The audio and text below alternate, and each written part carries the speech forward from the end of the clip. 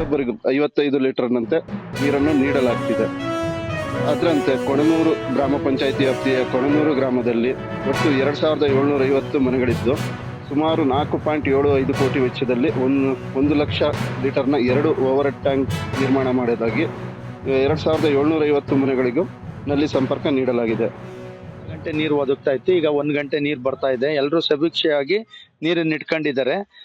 ಇದು ಶುದ್ಧ ನೀರು ಕೊಡೋದಕ್ಕೆ ಒಂದು ಅವಕಾಶ ಆಗಿರೋದ್ರಿಂದ ಜನಗಳಿಗೂ ಒಂದು ಆರೋಗ್ಯಕರವಾಗಿ ಜೀವನ ಮಾಡೋದಕ್ಕೆ ಬಳಸೋದಕ್ಕೆ ಒಂದು ಒಳ್ಳೆಯ ಯೋಜನೆ ಅಂತ ನಾನು ಈ ಮೂಲಕ ಈ ಒಂದು ಯೋಜನೆ ತಂದಂಥ ಘನ ಸರ್ಕಾರಗಳಿಗೆ ನಾನು ಕೃತಜ್ಞತೆಯನ್ನು ಸಹ. ಯೋಜನೆ ಅನುಷ್ಠಾನ ಇಲ್ಲಿ ಕೊಣನೂರು ಅನುಷ್ಠಾನ ಆಗಿದೆ. ಇದು ಒಟ್ಟು ಅಂದಾಜು ವೆಚ್ಚ 3,88 ಲಕ್ಷ. ಮೊದಲು 1824 ನಳ ಸಂಪರ್ಕ ಇತ್ತು. ಈಗ 1914 ನಳ ಸಂಪರ್ಕಗಳನ್ನ ಅನುಷ್ಠಾನ ಆಗಿದೆ. ಪ್ರತಿ ಒಬ್ಬ ವ್ಯಕ್ತಿಗೂ 55 ಲೀಟರ್ಷ್ಟು ನೀರು ಸರಬರಾಜು ಆಗ್ತಾ ಇದೆ. ಯಶಸ್ವಿಯಾಗಿ ಜಲ್ ಜೀವನ್ ಮಿಷನ್ ಅನುಷ್ಠಾನ ಆಗಿದೆ.